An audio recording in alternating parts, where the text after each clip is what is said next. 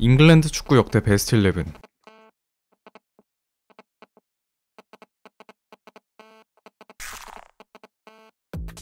고든 뱅크스.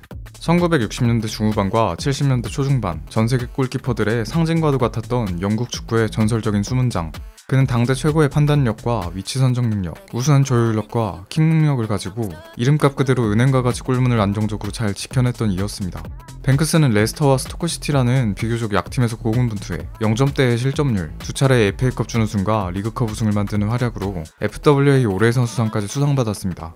3사자 군단에서 그는 월드컵 역대 최다 선방률을 89.1%를 찍었으며 1966년 월드컵에선 당시 최장물 실점 기록을 세우는 뛰어난 방어력으로 월드컵 트로피를 들었고, 또 70년 월드컵에선 펠레의 다 들어간 헤더를 끄집어내는 장면은 가히 압권으로 이는 많은 호사가들에게 세기의 선방으로 불리고 있습니다.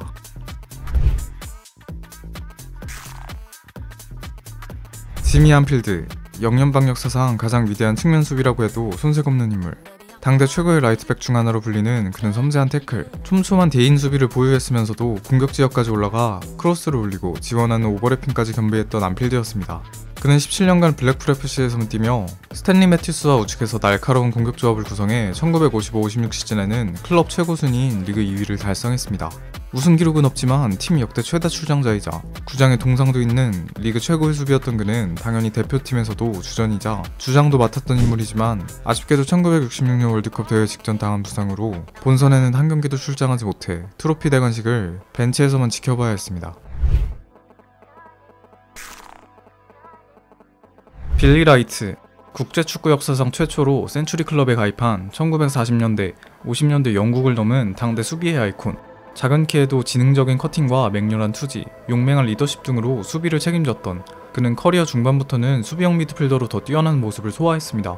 빌리 라이트는 주장으로서 당시 세계 최고팀인 1950년대 울버햄튼의 전성기에 이바지해 최초의 리그 우승을 포함한 우승 3회에 공헌하는 한편, 본인은 1951-52 FWA 올해의 선수상과 1957년 발롱도르 2위에 오르는 뛰어난 활약을 인정받았습니다. 그는 대표팀에서도 주장 완장을 차고 3번의 월드컵 본선에 진출, 더해서 1959년 A매치 100경기를 출전해 센츄리 클럽의 문을 연 세계 최초의 선수가 되었습니다.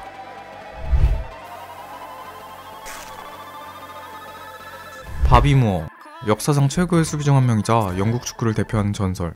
전륜의 태클과 타의 추종을 불허하는 인터셉팅을 보였으며 이런 수비력 말고도 적극적으로 전진 드리블을 시도하고 양질의 패스까지 부리던 바비 무어는 리더십까지 뛰어나 어린 나이부터 주장을 맡았습니다. 그의 활약에 중하위권이던 웨스트햄은 1963-64 시즌 FA컵에서 우승하며 FWA 올해 선수상을 수상, 다음 해에는 위너스컵 우승까지 거머쥡니다. 해머스 역대 최다 출장자인 그는 3사자 군단의 품에서도 MVP급 활약으로 1966년 첫 월드컵 우승을 이끄는 대활약을 했으며 다음 70년 월드컵에서도 역사상 최강팀 브라질을 상대로 단 한 골만 실점하는 인생 경기를 짓기도 했습니다. 때문에 무어는 1966년 발롱도르 4위, 70년에는 2위까지 오르는 영광을 누립니다.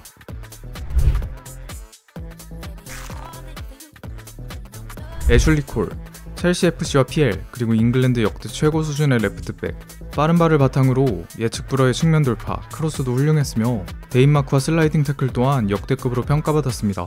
때문에 윙어들의 무덤이자 맨유 시절 호날두의 천적이라고까지 불려졌습니다. 아스날에서 맹활약했음에도 같은 연고지의 라이벌팀 첼시로 이적한 탓에 캐슐리 콜이라고 거너스들에게 까였지만 그들을 비웃기라도 하듯 콜은 더 뛰어난 활약으로 첼시의 최전성기를 견인했고 수많은 우승컵 중 기적적인 챔스 우승은 애슐리 콜의 수비력이 없었다면 불가능했을지도 모릅니다. 그런 그는 첼시 소속으로 2010-2011 시즌 PFA 올해 팀과 2시즌 첼시 올해의 선수상을 수상받았습니다. 107경기로 센츄리 클럽 가입자인 그는 3번의 월드컵과 2번의 유로 본선에 참가, 트로피는 들지 못했지만 2004년 유로에서 그는 올스타 팀에 들기도 했습니다.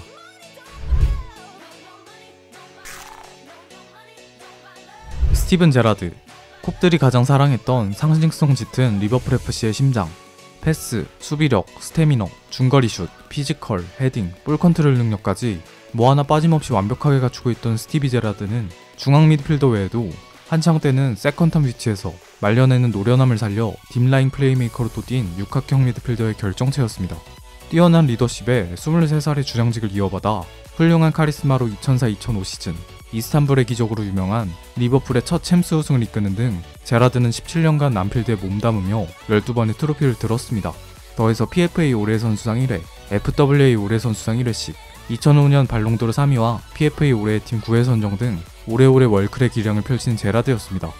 그러나 국대 커리어는 항상 램파드와의 공주 문제에 대한 잡음을 일으켜왔으며 약점으로 불리던 치명적인 실수를 메이저 대회에서도 종종 저질러 탈락의 원흉이 되기도 했습니다.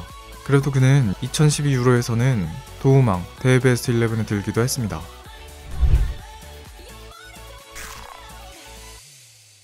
데이비드 베컴, 영국을 넘어 세계 최고의 스타 선수로 평가받던 당대 축구계의 아이콘. 뛰어난 브랜드 가치와 스타성의 베컴은 영화배우 같은 외모와 트레이드마크인 택배 크로스, 각도기로 잰 듯한 프리킥과 롱패스, 또 가녀린 이미지와 다르게 미친 듯한 활동량과 돌파 능력도 뛰어났던 그는 퍼기의 아이들의 멤버로 6차례의 리그 우승, 2차례의 컵 우승, 1998-99 시즌 트래블 등에 크게 공헌했습니다. PFA 올해의 팀 4회, 리그 도우망 3회의 그는 캄프누의 기적을 본인의 발끝에서 시작시켰고 그해 99년 발롱도르 2위까지 올랐습니다. 이어서 레알로 이적해서도 라리가 우승을 이끈 베컴은 국대만 가면 부진하던 당대 잉글랜드 선수들과 달리 에이스로서 고군분투하며 2번의 월드컵 8강행을 견인, 특히 2002년 월드컵 지역 예선에서 탈락 위기의 조국을 본선에 올려놓는 프리킥골을 성공시킨 후 두 팔을 벌리며 포효하는 장면은 베컴 커리어의 진정한 하이라이트입니다.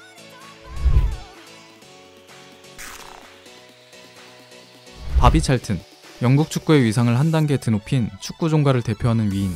양발에서 나오는 타의 추종을 불허하는 중거리 슛, 드넓은 시야를 이용한 정교한 롱패스, 뛰어난 볼 컨트롤과 드리블 돌파 능력 등을 선보이면서도 수비 가담과 활동량, 헌신적인 태도 덕에 그라운드의 노동자라는 별명으로 불렸던 찰튼은 미넨 참사라는 끔찍한 사고에서 기적적으로 살아남았고, 그런 역경에도 다시 일어나 팀을 3차례의 리그 우승, 1차례의 FA컵 우승, 1968-69 시즌엔 에우제비오의 벤피카를 상대로 2골을 넣으며 유러피언컵 우승을 이끌어 바닥까지 추락한 맨유의 위상을 유럽 최고의 자리에 올려놓았습니다. 맨유 역대 최다 득점, 출장 순위 2위에 빛나는 그는 65-66 시즌 FWA 올해 선수상을 수상했으며 국가대표로도 1966년 자국에서 열린 월드컵에서 MVP 수준의 퍼포먼스로 왕자에 앉았고 68년 유로에서도 3위에 안착하는 최고의 성적을 만들었습니다. 찰튼은 1967년과 68년은 발롱도르 2위, 66년엔 영광의 발롱도르 수상자가 되었습니다.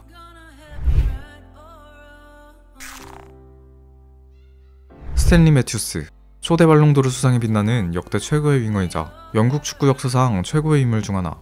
세간으로부터 드리블의 마술사라는 별명의 선조임을 증명하듯 알까기, 바디 페인팅, 양발 드리블 등의 돌파 능력, 자로잰 듯한 크로스 등 우리가 아는 윙어 형태에 지대한 영향을 끼쳤습니다.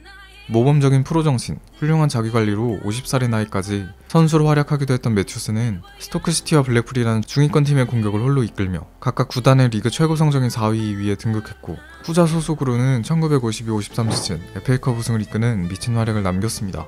FWA 올해 선수상을 2차례 수상한 매튜스는 40살의 나이인 1956년 초대 발롱도르를 수상하는 영예를 누리기도 했습니다.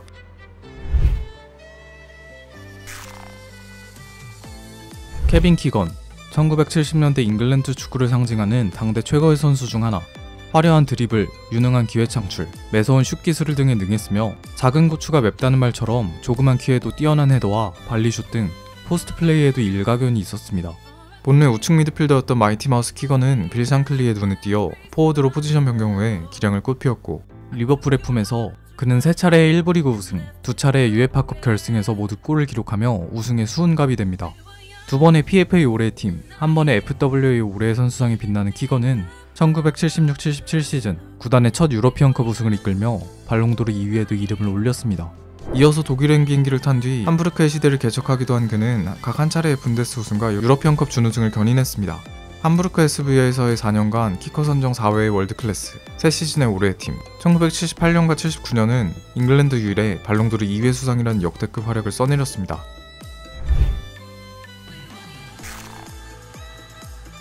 지미 그리브스, 축구종과 잉글랜드 축구 역사상 가장 위대한 스트라이커. 그리브스는 득점기계라는 이명으로 불릴 정도로 빼어난 골결정력과 침투 능력을 비롯해 작은 키에도 감각적인 헤더, 적들의 수비 라인을 부수는 드리블 돌파에도 능했던 만능 공격수였습니다. 토트넘 소속으로 전성기를 누리며 구단의 최전성기를 견인한 그는 화이트 하트레인에서 뛰면서 2번의 FA컵 우승, 1번의 위너스컵 우승에 지대한 공헌, 더해서 4번의 리그 득점왕을 따냈고 첼시 시절까지 합쳐 6번으로 잉글랜드 1부 리그 역대 최다 득점왕 수상자, 266골을 넣어 토트넘 역대 최다 득점 2위, 357골로 잉글랜드 1부 리그 역대 최다 득점자라는 파천왕을 이루기도 했습니다. 더불어 그는 1963년 발롱도르 투표에서 3위에 랭크되기도 했습니다. 6회로 대표팀 역대 최다 해트트릭 기록 보유자일 정도로 그 득점 본능은 국대에서도 멈출 줄 몰랐으나 부상이라는 장애물이 그를 넘어뜨렸고, 조국에서 열린 1966년 월드컵에서는 명단에는 들었으나 결국 우승해도 메달은 받지 못하는 아쉬움을 삼켜야 했습니다.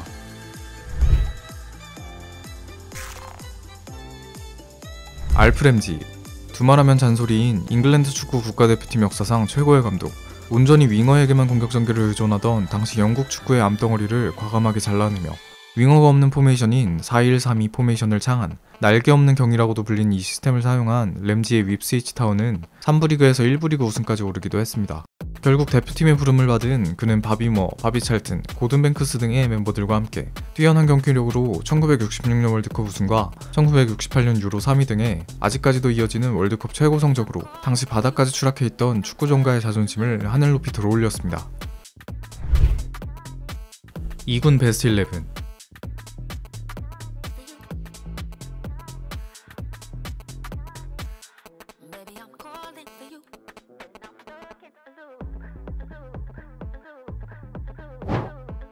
(3군) 베스트 11.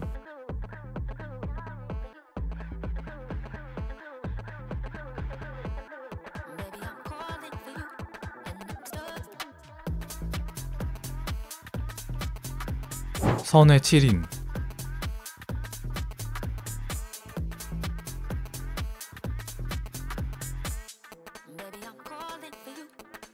아쉽게 들지 못한 선수들.